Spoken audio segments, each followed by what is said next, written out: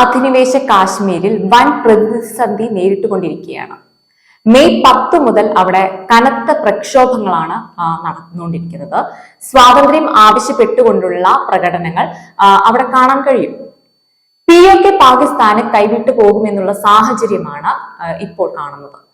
കാരണം ഇന്ത്യ ഇടപെടണം എന്നുള്ള അവരുടെ ആവശ്യം, അവിടുത്തെ ജനങ്ങളുടെ ആവശ്യം അവർ ഉന്നയിക്കുന്നുണ്ട്. അതായത് പാകിസ്ഥാൻ എന്ന രാജ്യം പട്ടിണിയും പ്രാരാബ്ധവും കൊണ്ട് ഇല്ലാതാവുന്ന ഒരു അവസ്ഥ, സാമ്പത്തികമായും ആ രാജ്യം കൂപ്പുകുത്തുന്ന ഒരു അവസ്ഥയിലേക്കാണ് ഇന്ത്യയുടെ അയൽ രാജ്യവും അതുപോലെ തന്നെ ശത്രു രാജ്യവുമായിട്ടുള്ള പാകിസ്ഥാന്റെ ഈ ഒരു പോക്ക്. എന്നാൽ സാമ്പത്തികമായും തകർന്നടിഞ്ഞു കിടക്കുന്ന ഒരു രാജ്യത്തിന് ഹൈലി അഡ്വാൻസ്ഡ് ആയിട്ടുള്ള ആയുധങ്ങൾ എത്തുന്നു. സാമ്പത്തിക പ്രതിസന്ധിക്കിടയിലും പാകിസ്ഥാൻ യുദ്ധവിമാനവും അതുപോലെ തന്നെ അന്തർവാഹിനികളും വാങ്ങിക്കൂട്ടുന്നു.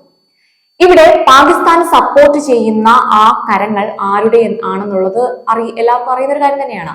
കാരണം $124.5 ബില്യൺ ഭീമമായ വിദേശ കടമാണ് പാകിസ്ഥാൻ അഭിമുഖീകരിക്കുന്നത്.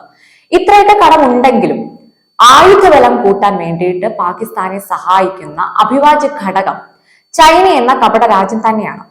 2019 2023 ഇടയിൽ പാകിസ്ഥാൻ ആയുധ ഇറക്കുമതിയുടെ 82% ചൈനയുടേതാണ്.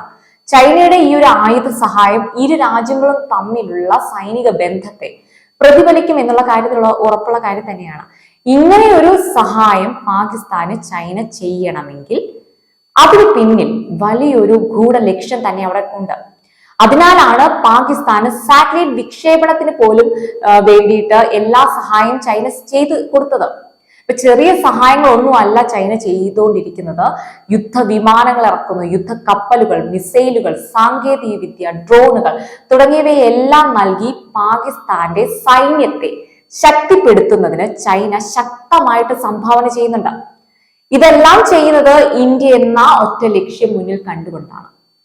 ചൈനയുടെ ഉദ്ദേശ ലക്ഷ്യം നല്ലതായിരുന്നുവെങ്കിൽ പാകിസ്ഥാൻ എന്ന ആ രാജ്യത്തിന്റെ സാമ്പത്തിക സ്ഥിതി മെച്ചപ്പെടുത്താനുള്ള മാർഗം നോക്കിയനെ. അതായത് കഴിഞ്ഞ വർഷമാണ് പാകിസ്ഥാനെ സാമ്പത്തികമായിട്ടും തളർത്തിവിട്ട വെള്ളപ്പൊക്കം ഉണ്ടാകുന്നത്.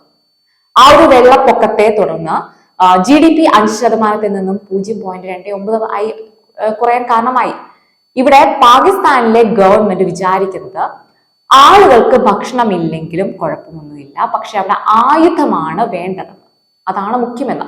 പാകിസ്ഥാനെ ജനങ്ങൾക്ക് കിട്ടേണ്ട ഭക്ഷണവും വെള്ളവും പോലും തുടങ്ങിയ അടിസ്ഥാന സൗകര്യങ്ങൾ പോലും അവിടെ കിട്ടുന്നില്ല. കാരണം കടുത്ത ക്ഷാമമാണ് പാകിസ്ഥാൻ നേരിട്ടുകൊണ്ടിരിക്കുന്നത്. ആ ഒരു സാഹചര്യത്തിൽ പാകിസ്ഥാൻ ആയുധങ്ങൾ വാങ്ങിക്കൂട്ടാൻ തിരക്ക് കൂട്ടുമ്പോൾ ഇത് ആ രാജ്യത്തിനെ വീണ്ടും യുദ്ധമുഖത്തേക്ക് വിളിച്ചു വരുത്തുകയാണ് ചെയ്യുന്നത്. ചൈന രാജ്യത്തെ യുദ്ധത്തോട് സജ്ജമാക്കാനുള്ള ഒരുക്കത്തിലാണ്. ഇനി യുദ്ധമുണ്ടായാൽ തകർന്നടിയാൻ പോകുന്നത് പാകിസ്ഥാൻ എന്ന രാജ്യം തന്നെയാണ്. ഈ ചൈന എന്ന കപട രാജ്യം ആഫ്റ്റർ വാർ ഒരു സഹായം പാകിസ്ഥാന് നൽകില്ല. ആ ഒരു കാര്യം ഉറപ്പുള്ള കാര്യം തന്നെയാണ്. കാരണം ചൈന പാകിസ്ഥാനെ യുദ്ധത്തിലേക്ക് നയിച്ചാൽ വീണ്ടും അവിടുത്തെ സാമ്പത്തിക സ്ഥിതി വളരെ മോശമാകും. ചൈനയുടെ സൈനിക സഹായത്താൽ ഇന്ത്യയോട് യുദ്ധം ചെയ്യാനാണ് പാകിസ്ഥാൻ ഉദ്ദേശമെങ്കിൽ അത് വെറും ഒരു മോഹം മാത്രമാണ്. കാരണം ഇന്ത്യ എന്ന രാജ്യം എല്ലാ ലോകരാഷ്ട്രങ്ങളുമായും സഖ്യകക്ഷികളാണ്. വൻകിട രാജ്യങ്ങളുടെ കൈസഹായം ഇന്ത്യക്കുണ്ട്. ഇവിടെ പാകിസ്ഥാനെ ചൊടിപ്പിച്ച് അവർക്ക് വേണ്ട സൈനിക ആയുധ സഹായവും നൽകി യുദ്ധമുഖത്തേക്ക് പറഞ്ഞു വിടുമ്പോൾ പാകിസ്ഥാൻ ഒരു കാര്യം ഓർക്കണം, ചൈനയാണ് ഈ സഹായങ്ങളെല്ലാം ചെയ്തിരിക്കുന്നത്. വലിയൊരു തകർച്ചയിലേക്കാണ് രാജ്യം കൂപ്പുകുത്താൻ പോകുന്നത്. അമിത്ഷാ പറഞ്ഞതുപോലെ പാകിസ്ഥാൻ വെടിയുതിർത്താൽ ഇന്ത്യ പീരങ്കി കൊണ്ട് മറുപടി തരുമെന്നുള്ളത്. പാക് അധിനിവേശ കാശ്മീർ ഇന്ത്യ പിടിച്ചെടുക്കാൻ അധികം താമസമൊന്നുമില്ല, അത് ഇന്ത്യ പിടിച്ചെടുക്കും.